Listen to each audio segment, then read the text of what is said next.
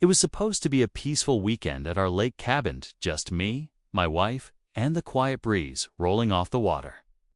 But instead, we pulled up to find our fence one I had just paid a contractor to finish sawn clean through, not by accident. Someone had deliberately taken a chainsaw to it. And there she was, Karen, from the HOA, standing smugly with a pair of sunglasses and a clipboard, claiming she had every right to create a shared access path through our property. Her words, not mine. My wife was stunned. I was furious. Karen said the lake was a community asset, and the only way she and a few of her HOA friends could reach the water was by cutting through our land. But here's the kicker. Our deed clearly marked the fence as within our boundary. No easement, no agreement, no conversation. She took matters into her own hands and a chainsaw. I told her she'd pay for the damage, but she just waved her clipboard and warned me not to challenge the HOA rules, so I did some digging. And what I found was gold, literally and figuratively. Turns out, her property line, yes, the exact strip she thought she had all the power over, was tangled in unpaid back taxes and quietly heading to county auction. What I did next caught her completely off guard, and it changed everything. But before I tell you how it all went down, you need to understand just how deep this HOA drama really went. Back when we bought the lake cabin, we specifically chose that lot for its privacy. It sat on the edge of the water with a thick tree line and a small rocky slope that naturally divided our place from the rest of the HOA properties. Over the years, we poured time and money into that cabin, fixing the dock, upgrading the fence, even putting in a small trail for fishing. Never once did anyone question our boundaries, and certainly no one had ever asked to use our land as a shortcut to the lake.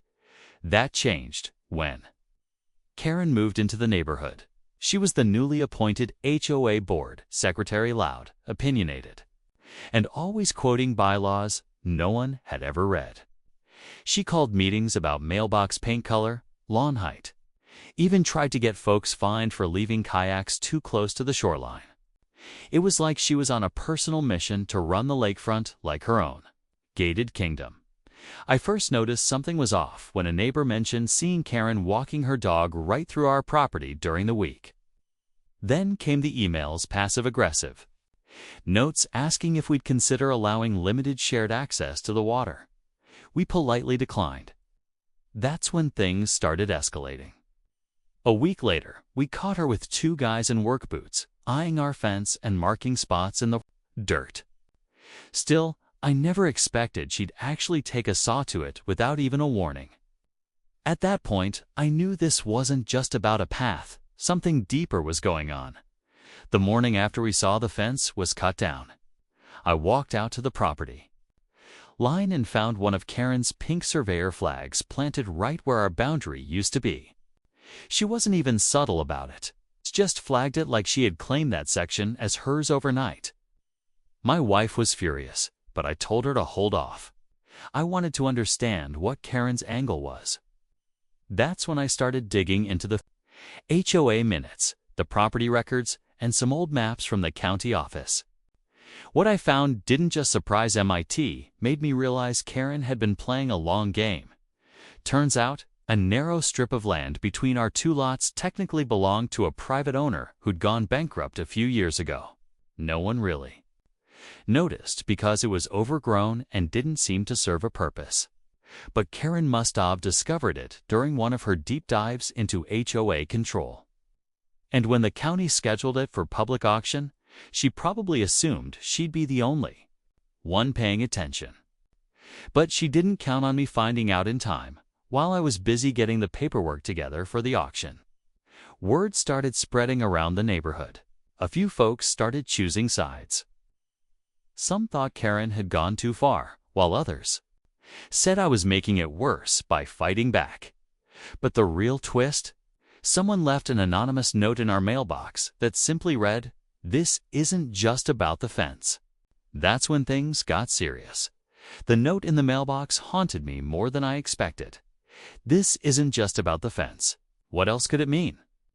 I started replaying every interaction with Karen, every sideways glance, every sarcastic comment during HOA meetings, every time she complained about outsiders changing the feel of the lake community. Something deeper was brewing, and I was starting to feel like a piece in someone else's game. A few days later, Ta drove past her place and saw a landscaper measuring that same disputed strip, acting like it already belonged to her. That was the final push I needed. I filed the auction paperwork the next morning. But when I arrived at the county auction office, I noticed Karen sitting there too. Acting smug like this was already in the bag as we waited for the auction to start. I got a tap on the shoulder from a man I'd never seen before. He handed me an envelope and said, "You're not the only one watching her."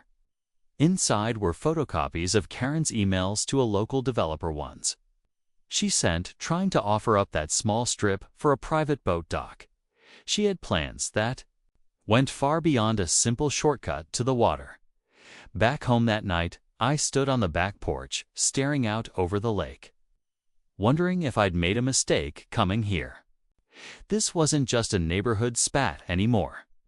The fence was only the beginning. What came next would decide who truly controlled the shoreline. The next morning, just as the fog was lifting off the lake, a county truck rolled into my driveway. The official stepped out with a clipboard and a tight expression. "We're here to assess a complaint about unauthorized land modifications," he said. My stomach dropped. Karen wasn't backing down.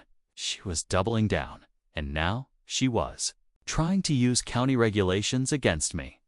I walked the agent around, showing him every inch of my legally owned land. He nodded slowly, but something felt off.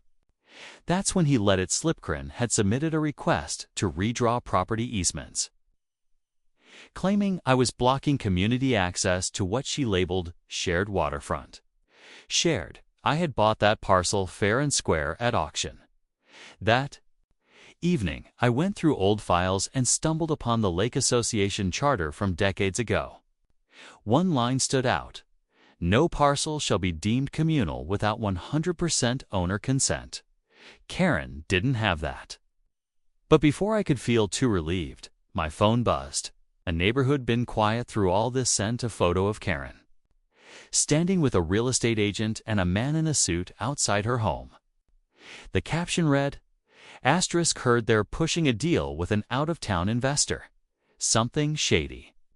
Asterisk, that was the moment it clicked. This wasn't just a fight over a fence or access. Karen wasn't acting alone. There were bigger players involved. If I didn't get ahead of it, I might lose more than a strip of land. I might lose the entire lakefront by the end of the week.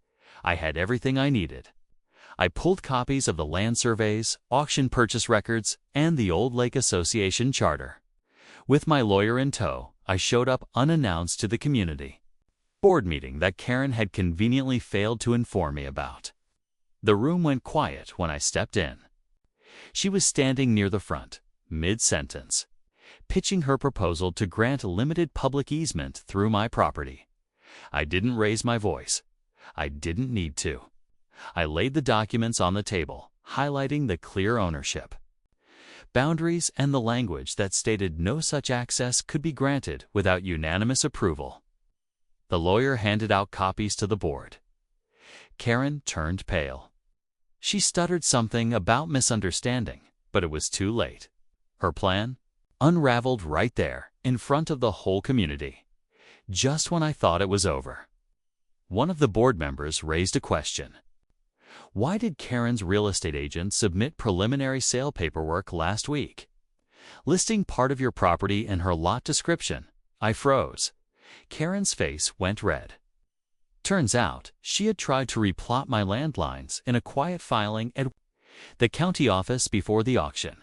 But here's the twist: because of her fraudulent attempt to claim land she didn't own, the county was now invalidating her property claim altogether. She hadn't just lost her case, she'd accidentally triggered a review that could cost her the entire home she was trying to protect in the weeks that followed. The county investigation confirmed what we already suspected. Karen's attempt to redraw property lines was not just shady. It was illegal. The sale at auction stood firm, and because she'd knowingly tried to alter a legal boundary. Her lot was now under review for zoning violations. The board, no longer under her influence, voted unanimously to bar her from holding any HOA position. For the foreseeable future, she tried to appeal, of course. But without documentation and with her reputation in tatters, there wasn't much left for her to stand on. The fence she tore down. I rebuilt it stronger, taller, and this time with a private property, no trespassing sign that referenced the exact property codes she had ignored. Neighbors started reaching out quietly, sharing their own stories of Karen's behavior. Over the years, everything from bogus fines to unapproved surveillance around the lake.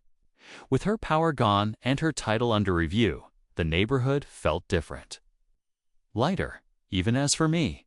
I finally got to enjoy that lakeside peace I'd dreamed about when I bought the cabin. No drama, just the quiet sound of water lapping the shore.